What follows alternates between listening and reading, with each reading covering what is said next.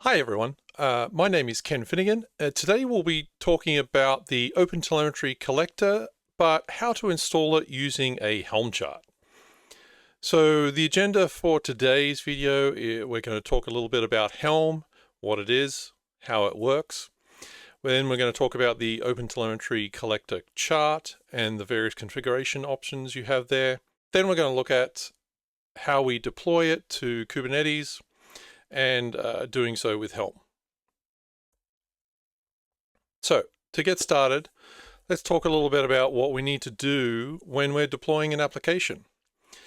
So we may have an application that has many different pieces to it. So it might have a config map, secret, role, deployment, service, role binding, and many other potential Kubernetes resources you need to deploy when you're looking to get an application running in your cluster. Now, if you have these files individually, that's a little bit more complicated and messy than you may necessarily want. Because to do that, you would be needing to do a kubectl apply for each individual file.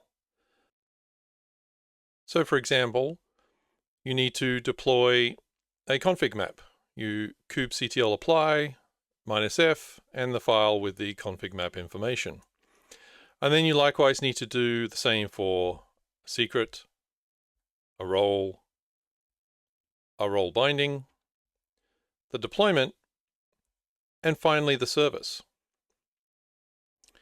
Now, you can certainly take this approach, but it's a little bit complicated because you need to understand and remember the order these need to be deployed in based on the dependencies between them.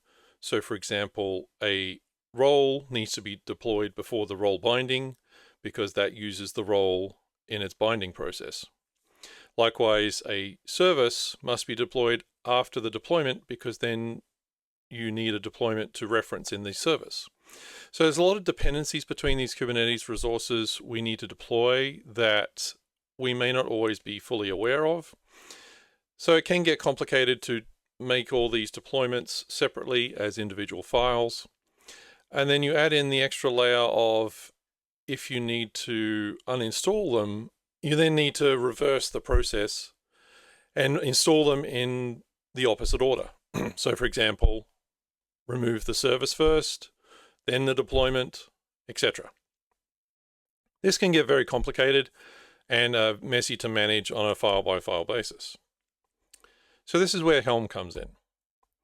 So say we have a Helm chart on our local file system that has all these Kubernetes resources defined in it. They're all present in a single chart. We maybe expose some configuration values to tweak various pieces within that Helm chart, but in essence, they're all in that single chart and available to us. Now, Helm knows the dependencies between these components in terms of which should be deployed first. And it also can have dependencies between other charts as well. But in this case, for a single chart, if we have these 6 Kubernetes resources we want to deploy, we can then just deploy the chart in one fell swoop. And we'll install the chart to our Kubernetes namespace in a cluster. And Helm handles the process of rolling out that installation or upgrade if it's already there, and creating the resources in the right order. So now that we've kind of covered how Helm works, and you can almost consider it a bit like a package manager, so like an RPM file for Linux or a homebrew formula for Mac, it bundles all these pieces into a single deployable unit. So let's have a look at the Otel collector chart now. So I just have a directory here. Right now, let's have a look in Helm. I've installed Helm, but right now I don't have any repositories in Helm. So we need to install the OpenTelemetry Collector repository, which we'll do with this command.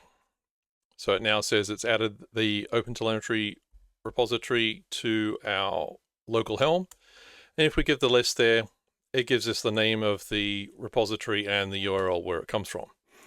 The OpenTelemetry Helm Chart repo includes several different charts. One is for the collector, but also for the operator and the Otel demo. So with that chart installed, what we can do is see what values we have available in that chart. So we'll run Helm show values, giving it the chart name, and I'm just going to pipe it through more because there's a lot of information there. So we can see here, this gives us all the comments, descriptions of the various values. It is a very long values file. The OpenTelemetry Collector chart is highly configurable. I'm not going to go through all these values because there are just way too many different options.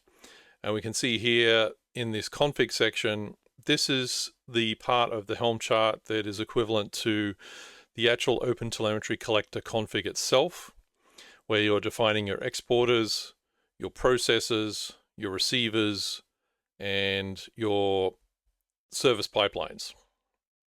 And you can see it has defaults for exporters, for debug and memory limiter, processor, etc. But there are many, many other options in here.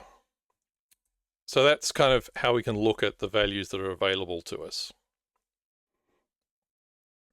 So the chart itself is highly flexible, but you do need to kind of understand the various options available to you to make sure you're creating your collector with the kind of configuration you're looking to deploy. So now that we've kind of covered what the OpenTelemetry chart is, let's get to deploying it to Kubernetes. So I'm running a local Kubernetes cluster, just a single node cluster, and we can run kubectl get all, and right now and we're just going to use the default namespace. Right now, there's only the Kubernetes service in that namespace. So we have nothing deployed right now. What we can do is then run a Helm command to upgrade or install, depending on what's present. And we're going to name it, this release, My Collector. And we're using the OpenTelemetry Collector chart. And we're setting the image repository to be the main OpenTelemetry Collector core repo. So it's not the contrib one, it's just the main core one. And if we run that, we see it failed. So it recognizes that My Collector doesn't exist and it's going to try and install it. But we have a problem because we didn't set the mode. Now this is in addition to the image repository. Mode is the other required component or value that we need to set for installation with Helm. And that mode will tell Helm which type or style of OpenTelemetry Collector we want to deploy. The options for that are daemon set, which means it's a separate instance for every node in the cluster. Deployment, which means a single deployment in the cluster.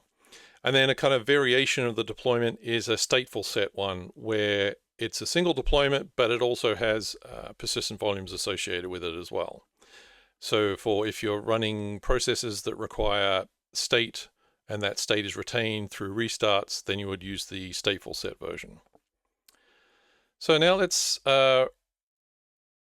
get the command to install it by setting the mode to daemon set. So if we run that, we can see that, again, it's saying it's going to install it because it's not there. It gives a date of when it's deployed. It says which version of it we've deployed. We do get some warnings here because we haven't set any resource limits on this deployment.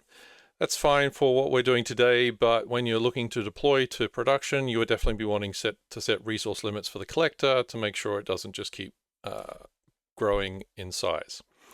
So now that we've done that, we can go back and see what is now in our namespace. So we can see we have a single pod of the collector and a single replica running. We can see that the daemon set is deployed and it's basically ready to go. So what we can do now is see what actual configuration we're running. So we want to run a kubectl get the config map that's called my collector, and then the various pieces that OpenTelemetry Chart adds to the end of that. And we want to specify we want the YAML, and we'll pipe it through more as well because there is a lot of information there. So this will give us the config map behind the OpenTelemetry Collector we're running, and this will give us the actual OpenTelemetry Collector config that is being used by the collector. So we can see we have the debug exporter, we have the health check endpoint present, we have a batch processor, a memory limiter processor, we have receivers for Jaeger, OTLP, Prometheus, and Zipkin. Now, from a service perspective, we've got a logs pipeline, which uses the debug exporter, the OTLP receiver, and then the memory limiter and the batch processor. And then we have a metrics pipeline and a traces pipeline as well with the same kind of configuration. And we're also saying we're going to pull the telemetry from ourselves using Prometheus. So that's the kind of chart, the configuration for OpenTelemetry that we have running right now. There's another way we can see that information as well. The alternative to actually deploying it and seeing what is there is you can use Helm and run the command as if you were going to deploy it, but you add this -- dry run at the end. And what that says is, I don't want you to deploy it, I want you to actually just tell me what would be deployed. And we can pipe that through, more so that, because this will give us every resource for Kubernetes that will be deployed. So it's not just the OpenTelemetry Collector config, it's everything. So the first thing we have here is like the service account. So we're not concerned with that. We'll just go to the config map. And again, we can see here the exporters, the processors, the receivers, and then the various pipelines. So this is another way to, based on what configuration you're providing to the OpenTelemetry Collector, to get an understanding of what will actually be deployed for that collector. So let's take a different approach now. Let's have a look at a values YAML I have. So this values YAML is specifying mode daemon set, which we've used before. This time we're telling it to use the image from the collector contrib repo and not the core repo. So this gives us access to all the collector contrib receivers, processors, exporters, because we're using a different image. We're going to set some presets. So we've enabled the log collection, which is enabling the file log receiver on the collector. And we're also going to say we want the Kubernetes attributes processor enabled as well. We're also making some other changes to the service itself. We're saying we don't want the traces pipeline and we don't want the metrics pipeline. So we just should have the logs pipeline. And we're also disabling a bunch of ports related to Jaeger and Zipkin that were exposed because we don't need those. So now with that present, let's run an upgrade. So we're going to upgrade or install again, but as we're already there, we should be upgrading. And we're still using the same release name as we did before, using the same chart, but this time we're passing in a values file to say use this instead of any command line values. So if we run that, you can see we've now got the second revision. And if we have a look at what's running over here, again, we've got a new pod that started 10 seconds ago. And if we have a look at the config map, we can see we still have the debug exporter, we still have the batch processor, but now we have this K8s attributes processor present, and the various metadata we're looking to extract from the Kubernetes environment to associate with whatever we're passing in that pipeline. And then there's some various pod associations it adds there as well in terms of where it's getting the information from. The memory limiter is still there. We have a new file receiver, the file log receiver. And this is saying, give me all the logs from the pods on this node and exclude the one that is this collector. Now, that's set by default because with the debug exporter, if we were to turn that on, it would mean that whenever we're logging out what the collector pipeline is processing, it would then get fed back into the collector through this file log receiver. So we would end up in a loop of more and more and more logs being passed through the collector, outputted by the collector, and fed back into the collector. So we would reach a point where it would fall over just because it was consuming too much memory. So we can see there it's saying look at all the pods, the logs for the pods. We want to use the container parser. We're specifying a max log size, and we want to retry on failure. And we're starting at the end of the file, so this will prevent duplicate logs being captured by this file log receiver. We still have the Jaeger protocols and OTLP protocols present. And then if we go down here to pipelines, we still have the debug exporter. We now have the K8s attributes processor present in the pipeline, and we have the file log receiver. And we can see that there is no longer a metrics or trace pipeline present. So that kind of did what we wanted from those values. Now, another thing we can do here is have another values file, which is just a little bit different. It's the daemon set, it's collector contrib. I've got the same presets enabled. What I'm adding this time is an exporter for an OTLP HTTP endpoint. Granted, this endpoint doesn't exist, so the collector won't run properly because it's not able to connect to it, but that's not what we're looking to show here. And because I want to change the pipeline of logs to use this exporter instead of the debug exporter, I need to add this piece here to say, for the exporters, use this. Now, if I had additional processes I wanted to include, that is one caveat with this approach, is that you would need to, under this log section, add a processes like you have exporters, and you would need to include all the processes that we have already present and add your others. When you're looking to add additional components into these pipelines, it basically, the configuration you have here will replace what the chart does by default. So if you're looking to inject a new processor, for example, or if we wanted to keep the debug exporter and add ours, we would need to include it here so that it can actually produce the right pipeline configuration. So with that explained, let's actually deploy that and see what happens. So basically it's very similar to the previous command, except this time we're using the export values YAML instead of the values YAML. And we'll run that. See, we now have revision 3, so that is run. And if we look here, we have the collector running. And if we look at the config map, we can see the OTLP HTTP exporter is present, and the other processes we activated previously are still there. The receiver is still there. And if we come down to the pipeline, we can see we now have just the OTLP HTTP exporter present, still the previous processors and receivers on this pipeline.